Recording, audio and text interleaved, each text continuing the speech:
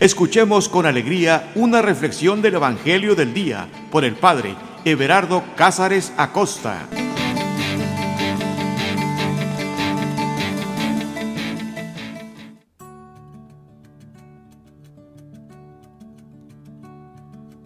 Carta de amor.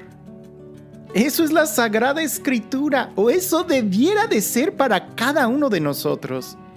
Y es que efectivamente es una carta de amor que Dios nos escribe a cada uno de nosotros. Como recuerdo cuando era un adolescente y que nos dieron una vez el tema de la Lectio Divina, y después de practicarlo, una de las compañeras del grupo de jóvenes dijo: es que pareciese que lo único que le falta al texto es mi nombre en la parte de arriba y los 2 puntos, porque es Dios quien se dirige a mí. Y efectivamente así es. La Sagrada Escritura es una carta de amor que está dirigida a cada uno de nosotros. Pero ¿sabes algo? El amor, a pesar de que es la fuerza más grande que existe, requiere mucho cuidado, porque ha habido personas que están profundamente enamorados uno del otro y por no cuidar el amor, este se esfuma. El amor es como un perfume precioso del cual puedes seguir la huella, pero al mismo tiempo, si no lo cubres, si no lo proteges, este se evapora, este se va. Y a veces el problema o la forma en cómo debemos de cuidar el amor no es únicamente entre la persona que yo amo y mi persona, sino es todo. Es incluso la distancia que hay entre ella y yo, entre los enamorados. ¿A qué me refiero? Quizás aquel joven está perdidamente enamorado de ella, pero escucha el chisme. Le dijeron algo malo de ella y él, por tener, como diríamos, la olla abierta, le cayó un animal a la sopa. Entonces, no es solamente en la relación de entre ellos dos, sino también implica la relación que tienes con todos los demás. El amor es tan precioso que para cuidarlo hay que cuidar todo, todo. Cuando amas a una persona tienes que aprender a ser prudente y amar también a todos los demás. Si no, corres el peligro de que se te escape. Pero siempre es bueno volver al primer amor. Y para eso, nosotros tenemos la Sagrada Escritura, que es una carta de amor. La oportunidad de volver al primer amor del que Dios nos habla en el Apocalipsis. Vuelve al primer amor. Vuelve al primer amor.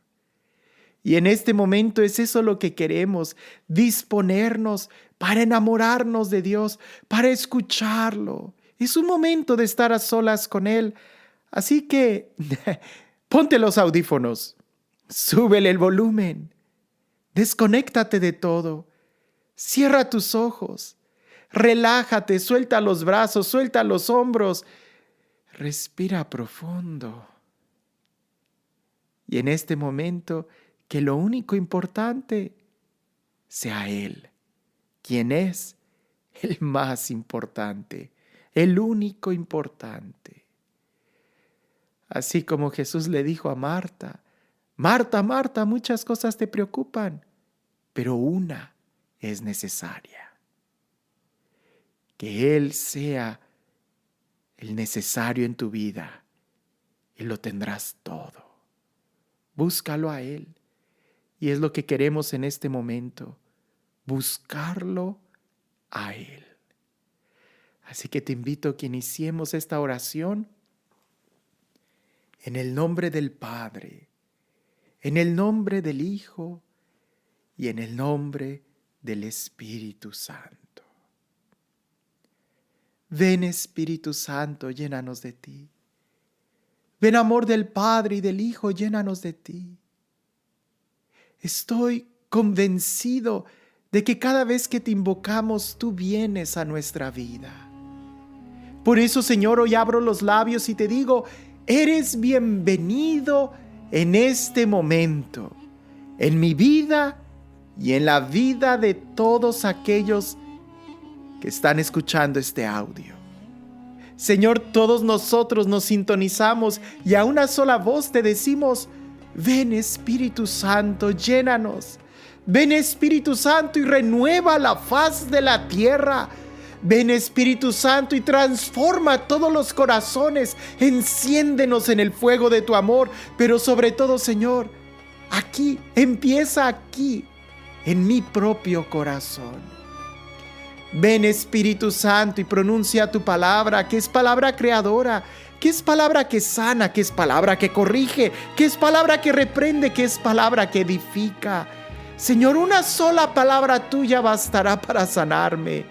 Una sola palabra tuya bastó para crear el universo. Y yo sé que una sola palabra tuya será suficiente para transformar mi corazón. Por eso, ven Espíritu Santo, lléname de ti, transfórmame. Me abandono en tu presencia. Yo creo en ti. Creo en la fuerza de tu poder. Creo que me acompañas cada día. Sé que estás aquí, Señor, y me abandono a tu amor. Me abandono a tu providencia. En este momento, que sea solamente de estar a solas contigo. Que sea tu Espíritu, Señor, el que me hable. Que seas tú, Señor, quien al pronunciar mi nombre me seduzca y me haga volver a ti.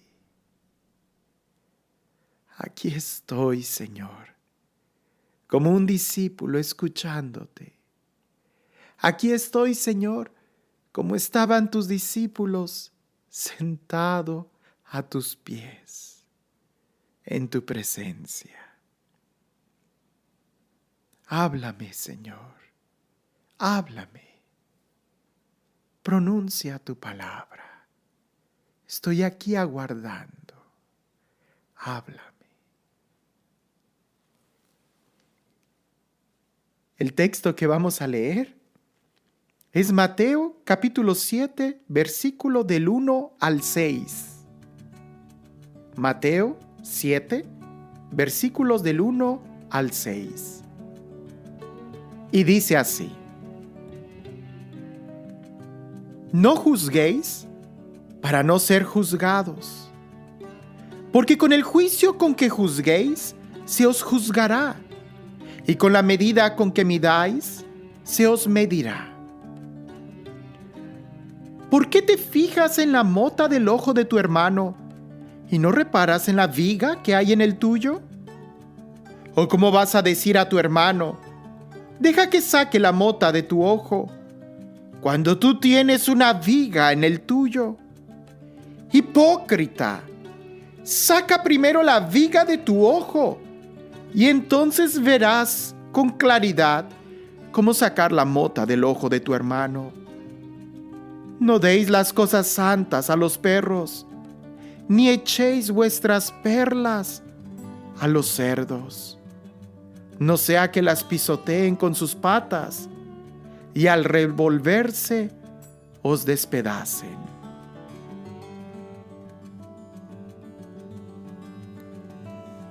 Seguro que este evangelio ya lo has leído muchas veces. De manera civil, ya casi hasta se dice como si fuera un refrán popular. No juzguéis para no ser juzgados. ¿Por qué me juzgas? Hasta los niños chiquitos lo dicen. No me juzgues. Pero dejando a un lado lo coloquial que podemos nosotros oír en las calles, en las oficinas, en los labios de Jesús, esto tiene una gran enseñanza. Y aunque a veces se nos hace tan común escucharlo y tan sencillo, porque no tiene mucha explicación, es clarísimo. No juzguéis para no ser juzgados. Pero a veces nosotros no entendemos o nos habituamos tanto a eso que ya ni siquiera le prestamos la importancia que tiene. Como el agua, Siempre estamos tomando agua, pero cuando no hay, entramos en pánico. Detengámonos un momento y tratemos de ver qué es lo que hay de fondo. ¿Cuál es el verdadero mensaje de este texto? ¿Verdad? ¿Por qué Jesús nos dice eso? ¿Dónde radica aquí la sabiduría y el consejo evangélico? ¿Qué es lo que en realidad hay de fondo? Porque la palabra de Dios siempre es viva y eficaz, y la palabra de Dios nos ayuda a vivir con sabiduría. No hay que tomar la palabra de Dios como si fueran solamente refranes domingueros que repetimos. No, hay algo importante. Vayamos analizándolo versículo por versículo. Y juntos descubramos qué es lo que Dios quiere decirnos. No juzguéis para no ser juzgados. Es lo primero que dice. No juzguéis para no ser juzgados.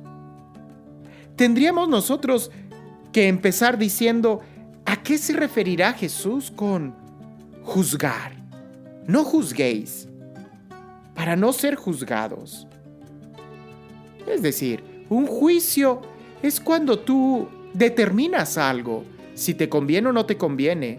Si te preguntan qué color es esto, tú tienes que hacer un juicio y decir, bueno, el color es este. Definitivamente Jesús no se está refiriendo a esa clase de juicios.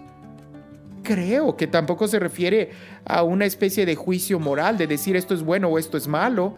Ese juicio lo tenemos que hacer. Tenemos que ser astutos para podernos incluso decir, no juzguéis, ya es un juicio. Pero, ¿a qué juicio se está refiriendo Jesús? Bueno, más adelante, en el versículo 3, cuando dice, ¿por qué te fijas en la mota del ojo de tu hermano? Entonces ya estamos entendiendo que aquí el juicio se refiere a encasillar a una persona, a condenar a una persona. Y no te vayas al extremo. No nos tenemos que ir hasta un tribunal, en algún juzgado, para juzgar a alguien. Sino aquí se habla de un juicio que parece que es más cotidiano, ¿verdad? ¿Por qué le dices a tu hermano, déjame te ayudo a sacar la mota y no sacas primero la viga que hay en el tuyo? Entonces el juicio del que aquí Jesús se está refiriendo es cuando nosotros nos dirigimos al hermano y lo señalamos como si tuviera un error o un problema. No es a la acción, sino al hermano.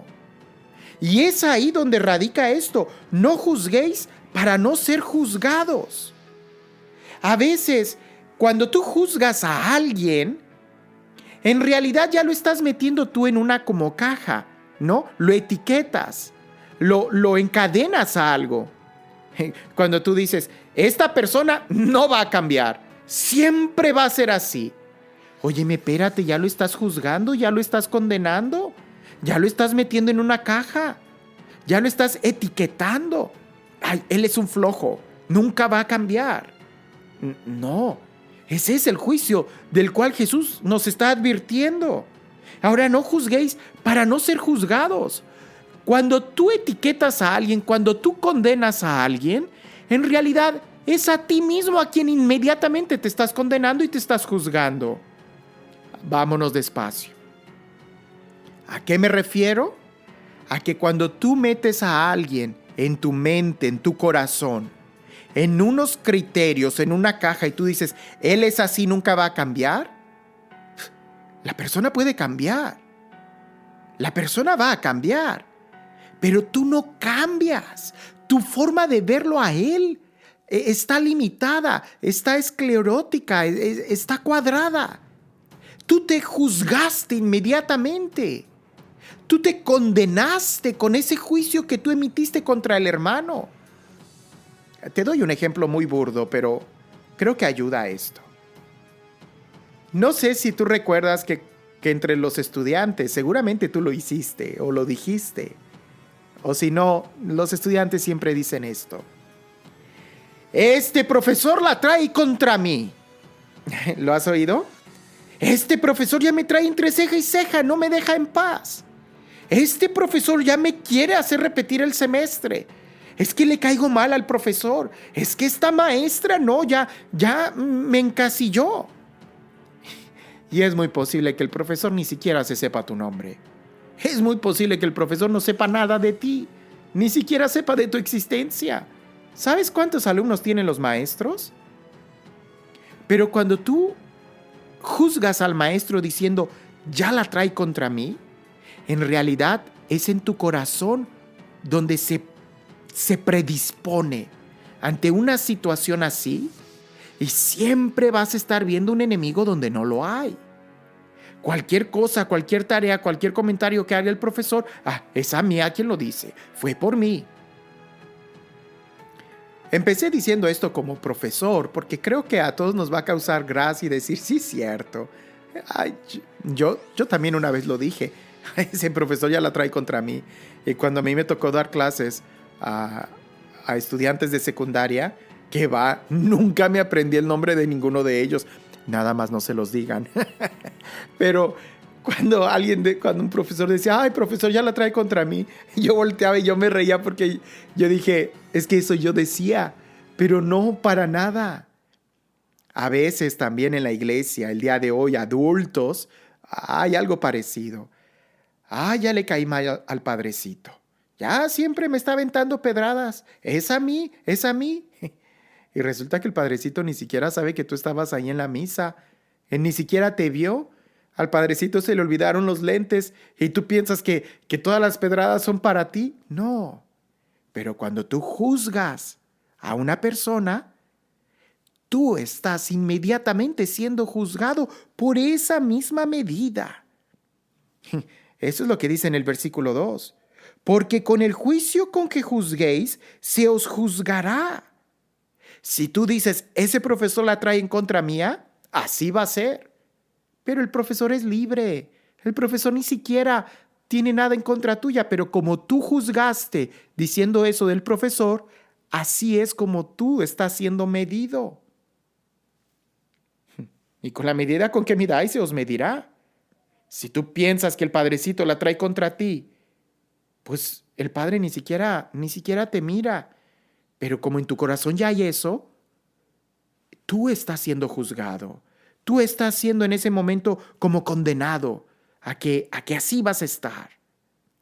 Vamos más adentro a esto, porque esto no solamente aplica en esa situación, sino cuando tú dices, no sé si te ha sucedido, que tú decías ahí en la escuela, por seguir ese ejemplo, ay, este compañero nunca va a cambiar, siempre va a ser flojo. No cabe duda que él de maceta de corredor nunca va a pasar. Y después de unos años, te vas dando cuenta que él se graduó de una universidad muy buena y ahora, no sé, es conferencista y es muy exitoso. Fuiste tú el que se metió en una caja al juzgarlo. Fuiste tú el que fue juzgado, el que se condenó, el que tus parámetros ahí. Cuando tú dices, esa persona es un borracho y nunca va a salir de ahí, es alcohólico y nunca va a salir de ahí, es un flojo, un haragán, nunca va a salir de ahí. En realidad tú te estás condenando porque tú vas a tratar a esa persona en esa situación. Y la persona resulta que sí puede cambiar, pero en tu mente y en tu corazón la persona nunca cambió. O sea, afuera de ti, el hermano sí cambia, porque puede cambiar, pero cuando tú lo metes en esa caja, para ti no cambia, porque fuiste tú quien se metió en esa caja. En el matrimonio eso también sucede mucho y no tienes idea de cuánto. No puedo decir muchas cosas, pero me han tocado algunas parejas que sobre todo cuando hay momentos de infidelidad y que las personas vienen muy heridas. Y recuerdo a aquella hermana que sin entrar en mucho detalle, su esposo la había engañado y ella le tenía mucho coraje. Hasta pudiera decir más detalles porque eso en realidad pasa muy seguido. Espero que no. Pero esta hermana tenía mucho coraje en su corazón y siempre estaba dudando y ya había juzgado a su marido diciendo, es que él me engaña, él es un mujeriego, él es mala persona. Y yo le dije, hagamos un ejercicio. Olvídate por un momento de lo que haya pasado y trata de, en el presente, en este momento, trata de pensar que Él es cariñoso, que Él es el hombre más fiel, que Él te ama, que es incondicional, y trata de sentirlo, de sentirlo. Y la hermana me decía, pero ¿ese de qué va a servir si Él es igual? Le digo, mira, que no te importe Él. Tú trata de enamorarte de un hombre que sea así como tú quieres. Y ella me hizo caso y empezó a hacer ese ejercicio de imaginarse que su marido efectivamente era cariñoso, era bueno, era esto. Hasta parece cuento de hadas. Pero su marido cambió increíble. ¿Por qué? Porque primero cambió en el corazón de ella. Cuando ella dejó de juzgarlo, cuando ella dejó de condenarlo, quizás el marido siempre había sido muy cariñoso. Quizás el marido sí cometió un error, pero recapacitó y a partir de ahí se estaba esforzando en amarla, en respetarla, en honrarla, en cuidarla. Pero como ella lo tenía ya dentro de una caja, era ella la que necesitaba cambiar. Por eso este juego de palabras está así. No juzguéis para no ser juzgados. Cuando tú juzgas, inmediatamente ya recibes tú la condena. Porque con el juicio con que juzguéis, se os juzgará. Tan fuerte es tu juicio contra el hermano, que así es como viene contra tuya. Y con la misma medida con que midáis, tú eres medido. Ahora, el versículo 3. ¿Por qué te fijas en la mota del ojo de tu hermano? Me gusta esta traducción, mota, porque es como una boronita muy pequeña, muy suave. En algunas versiones dice espiga, algo muy pequeño. ¿Por qué te fijas en esa mota del ojo de tu hermano y no reparas en la viga que hay en el tuyo? La viga son esas columnas que sostienen el techo. Son grandes. Claro que Jesús está hablando de una manera exagerada, pero es que parece que ni así nosotros entendemos. ¿Por qué te fijas en la mota del ojo de tu hermano y no reparas en la viga que hay en el tuyo? Esto yo lo entendí mucho con el Padre Pablo. El Padre Pablo es un hombre santo, un hombre a quien admiro mucho. Pero en una ocasión estábamos hablando en el consejo del grupo de jóvenes, el Padre Pablo estaba presente. Y estábamos hablando de la situación de otro muchacho que no estaba ahí. Y yo creo que el Padre Pablo, no creo, seguramente, se dio cuenta que yo era muy duro a la hora de estar juzgando al hermano o juzgando sus acciones en el grupo, en el ministerio. Y yo estaba evaluando y diciendo esto no puede ser, esto no puede ser, esto no puede ser. Y así estaba. Y al final el padre, ya íbamos caminando y nada más estábamos el Padre Pablo y yo. Y él me preguntó, ¿tú qué piensas de este hermano del que estábamos hablando? Y ya yo le dije, pues no puede ser esto. O sea, él tiene que definirse por esto, y lo que acordamos yo creo que está bien. Si no cumple esto, va a quedar fuera. Y el Padre Pablo nada más guarda un momento de silencio, seguimos caminando y luego él suspira y dice, ¿quién sabe cómo estaríamos tú y yo si hubiéramos vivido lo que él vivió? Y los dos sabíamos la historia de ese muchacho. Y creo que los dos sabemos que su infancia y sus primeros años de adolescencia, juventud, fueron muy, muy difíciles, mucho más difíciles que los que yo pude haber vivido, quizás el mismo Padre Pablo. No le hice mucho caso a ese comentario, sino que ya después, cuando yo estaba en mi habitación, reflexionando en eso, me di cuenta de es verdad. Es verdad. ¿Quiénes somos nosotros para juzgar? Y tantito peor, ¿quiénes somos nosotros para pretender querer ayudar al hermano si tenemos muchos más problemas? Ahora, déjame leer el versículo completo. Dice, ¿por qué te fijas en la mota del ojo de tu hermano y no reparas en la viga que hay en el tuyo? O, en el versículo 4, ¿cómo vas a decir a tu hermano, deja que te saque la mota de tu ojo cuando tú tienes una viga en el tuyo? Versículo 5, hipócrita, saca primero la viga de tu ojo y entonces verás con claridad cómo sacar la mota del ojo de tu hermano. Jesús no nos está diciendo que no corrijamos al hermano o que no ayudemos al hermano. Lo que nos está diciendo es de que primero tenemos que quitarnos la viga de nuestro ojo para entonces poder ver con claridad. Lo voy a decir de una manera tan clara, pensando que todos los que escuchan este audio son gente madura. Pero a veces nosotros juzgamos con tanta severidad el pecado de los demás, la falla de los demás, sobre todo cuando los demás no cometen ese pecado cuando los demás cometen el pecado que yo no cometo, ¿no? ¿Y cómo es posible que el hermano haya hecho eso? Y aquí va lo que te digo.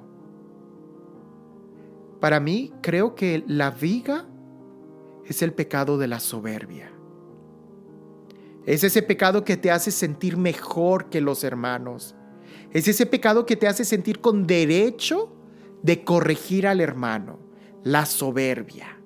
Aquel pecado que se disfraza a veces hasta de piedad y de cosas buenas, de un orgullo, ¿verdad? Y la soberbia pega fuerte a todos, ¿verdad?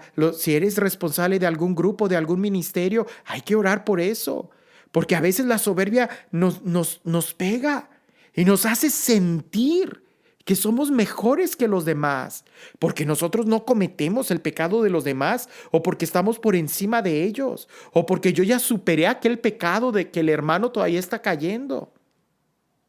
¿Y te digo algo? Satanás, él no pecó de lujuria. Su principal pecado, su primer pecado, el pecado que lo expulsó de la presencia de Dios, no fue la lujuria, no fue la pereza, no fue la gula, no fue la impuntualidad. El primer pecado fue la soberbia, el no ser humilde delante de Dios. Qué tremendo, ¿no?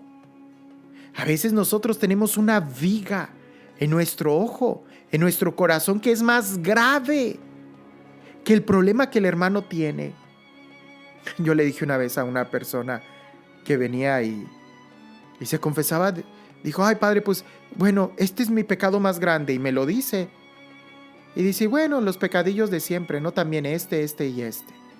Y resulta que sus pecadillos de siempre eran, pues me peleé con mi mujer, le alcé la voz a mis hijos, y cosas por el estilo. Y le digo, espérame, pues eso es mucho más grave que lo primero que me acabas de decir. Lo primero que me acabas de decir queda solamente entre Dios y tú. Y creo que ni siquiera, directamente ofendes a Dios. Te estás ofendiendo a ti mismo y por consecuencia ofendes a Dios. Pero el pelearte con tu mujer, el gritarle a tus hijos, el discriminar, eso es peor. Él se me queda viendo y dice, tiene razón, padre, no lo había visto así. Es que a veces a nosotros la soberbia nos nubla, nos enceguece. Y tenemos que ser humildes. Y sobre todo, hijo Jesús, lo voy a decir, a veces hasta los que predicamos. Porque una cosa es predicar y otra cosa es hacer las cosas. Y cuando me ha pasado que a veces predico tan bonito de la espiritualidad, de la oración, de los dones y carismas del Espíritu Santo. Una vez estaba yo dando unas conferencias sobre el castillo interior de Santa Teresa de Ávila y empecé a hablar del esposorio místico y los arrebatos que ella tenía y cómo los empieza a describir. Y una persona al final se acerca y me dice, ay padre, a mí también me gustaría tener esas experiencias que usted ha tenido. Y yo me quedé pensando, no, yo no he tenido nada de eso. Pero a veces lo decimos de tal manera que hasta nosotros podemos creernos que lo hemos tenido. Hablamos de la santidad como si fuéramos santos. Hay que detenernos un momento y reflexionar si sí estamos nosotros dándonos cuenta de la necesidad que primero nosotros tenemos antes de querer corregir al hermano. Por eso Jesús dice hipócrita. Hipócrita es el que tiene doble cara. Hipócrita. ¿Cuántas veces se ha dicho hipócrita en el Evangelio de Mateo? Varias veces. Hipócrita es aquel que dice una cosa y hace otra. Quiere ayudar al otro y resulta que él está peor. Como dicen, obscuridad en tu casa y candil en la calle, ¿no? O sea, luz en la calle y obscuridad en tu casa. Hablas muy bonito, pero ¿cómo estás por dentro? Quieres corregir al otro, pero tú estás mal, tú estás peor.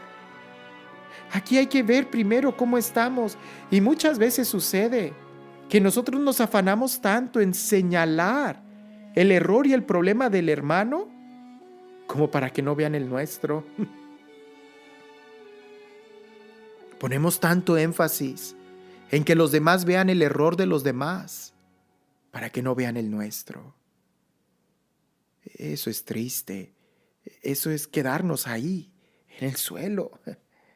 Por eso Jesús nos está advirtiendo sobre esta realidad. Seamos sinceros.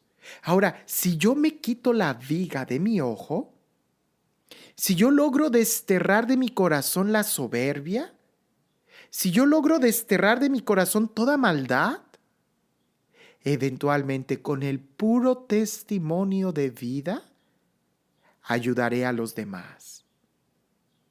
¿Te das cuenta? No necesitaré pronunciar una palabra, ni siquiera tendré que dar un consejo de labios cuando primero yo lo estoy viviendo. Si yo lo vivo, los demás van a ver por mis acciones dónde está la sabiduría. Pero si yo no vivo, ¿verdad?, el Evangelio, aunque me ofrezca querer ayudar a mi hermano para que supere ese defecto, para poder corregirlo, si yo no cambio primero, si yo no estoy viviendo lo que predico, aunque yo quiera ayudar a mi hermano, sacarle la brizna que tiene en su ojo, terminaré haciéndole más daño. Porque ¿cómo voy a poder ver yo con claridad para ayudarle si yo tengo una viga en el mío? Si yo estoy lleno de soberbia, ¿cómo pretendo ayudar a mi hermano? La soberbia no deja ver con claridad. Por eso Jesús, ¿cómo nos advierte? No juzguéis, ¿verdad? ¿Por qué te fijas? Ahí está, ¿por qué te fijas en el defecto de tu hermano? Primero observa los tuyos. Y entonces sí, cambiando los tuyos, eventualmente ayudarás a los demás.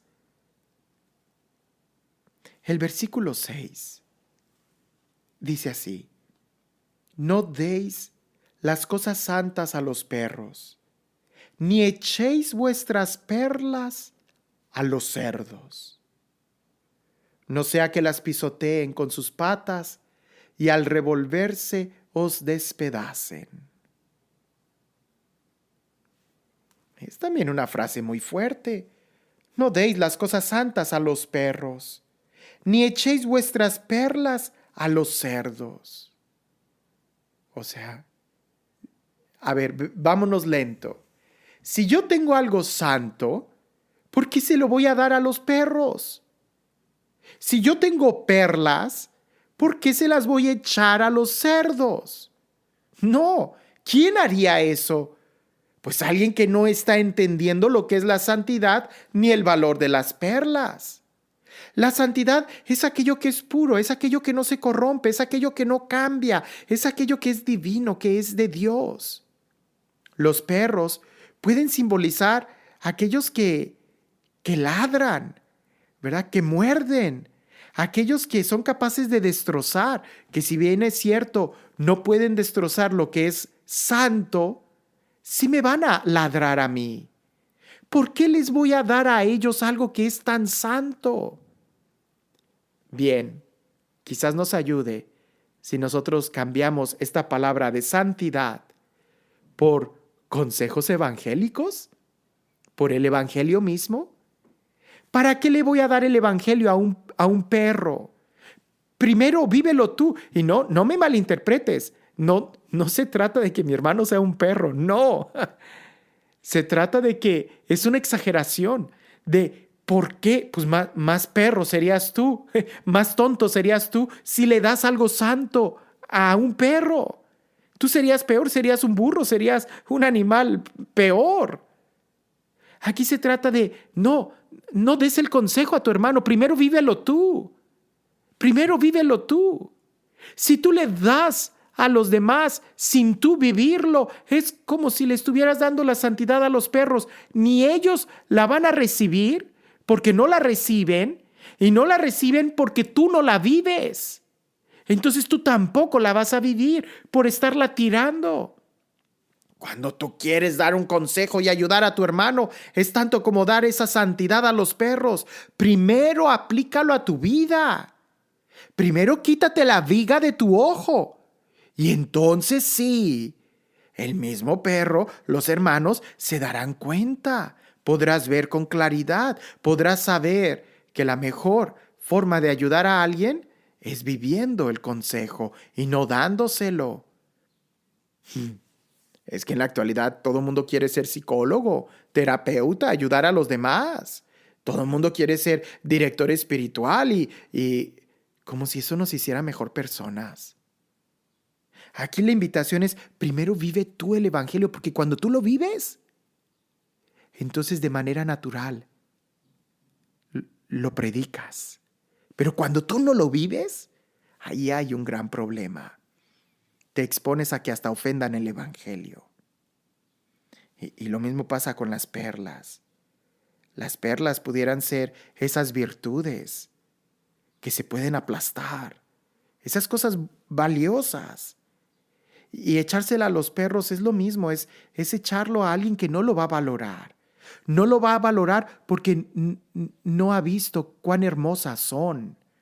Para que alguien valore una perla, primero tiene que ver qué hermosa es. La diferencia entre un diamante y un pedazo de cristal, si los dos están afuera de un anillo, pues no es mucha. Pero ya cuando pones un cristal y un diamante en un anillo, ahí vas a ver la diferencia entre uno y el otro. Para que alguien valore un diamante, primero otra persona debió de haberlo usado. Para que alguien valore el evangelio, primero otro tiene que vivirlo. No des a los demás lo que tú todavía no estás viviendo. Porque eso sería falsedad. Eso sería superficialidad. Aquí la invitación que Jesús nos hace es muy fuerte. No sé si me sorprende, es como que me mueve en mi corazón esto y no hallo palabras para poder compartirte como que la revelación interior que tengo. Pero este mensaje es vívelo primero tú. Vívelo primero tú. Porque la mejor forma de ayudar al hermano es que tú lo vivas primero. Porque si te la pasas juzgando al hermano, tratando de corregir al hermano, tratando de sacar la espiga del ojo de tu hermano, tratando de arrojar santidad a los demás y aventando perlas por allá, sin tú vivirlo, de nada sirve. Al contrario, vienen y te despedazan, termina diciendo el evangelio. Primero vívelo tú. Entiendo esto con este ejemplo simple. Cuando tú vas en el avión, la azafata, las primeras instrucciones que dan son, si hay un cambio en la presión atmosférica de la cabina, van a caer mascarillas con oxígeno. Dice la azafata, primero agarra tú la mascarilla y póntela. Y si después tienes a un hijo o personas que dependan de ti, después de que tú te hayas puesto la mascarilla, entonces se la pones a tu hijo, a tu hija o a aquel que depende de ti, no antes. Y si tú le preguntas a la azafata, ¿por qué? Digo, la La reacción normal de un padre de familia es primero proteger a sus hijos. Primero ponerle la mascarilla a su hijo y después se la ponen ellos mismos, ¿no? Los papás. Pero la respuesta es porque en cuestión de segundos la falta de oxígeno te puede noquear. Y si tu hijo pequeño ve que tú te desmayaste, el hijo pequeño se va a quitar la mascarilla para tratar de ayudarte y ya ahí los dos estarían noqueados. La mejor forma de ayudar a alguien es primero viviendo el consejo. ¿Te das cuenta?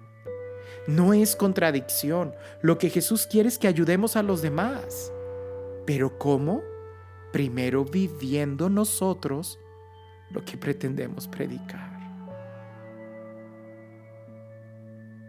Te voy a pedir que ores por mí, para que el Señor me dé la fuerza de siempre estar viviendo este evangelio, que podamos vivirlo antes de ayudar o pretender ayudar a alguien. Primero nosotros.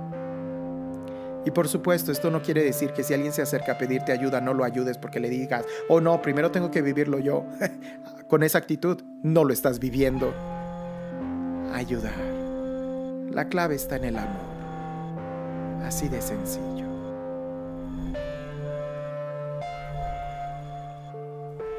No juzguéis para no ser juzgados, porque con el juicio con que juzguéis se os juzgará, y con la medida con que midáis se os medirá. ¿Por qué te fijas en la mota del ojo de tu hermano y no reparas en la viga que hay en el tuyo? ¿O cómo vas a decir a tu hermano, deja que saque la mota de tu ojo, cuando tú tienes una viga en el tuyo? Hipócrita, saca primero la viga de tu ojo y entonces verás con claridad cómo sacar la mota del ojo de tu hermano. No deis las cosas santas a los perros, ni echéis vuestras perlas a los cerdos, no sea que las pisoteen con sus patas y al revolverse os despedacen.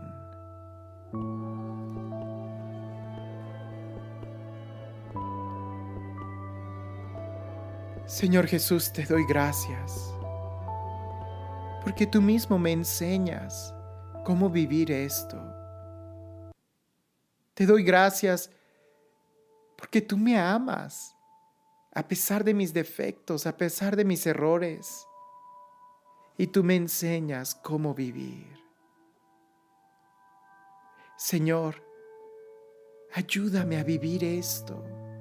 Ayúdame a poder reconocer la viga que tengo en mi ojo. Ayúdame a dejar de juzgar a los demás, para más bien concentrarme en cómo yo puedo ser mejor.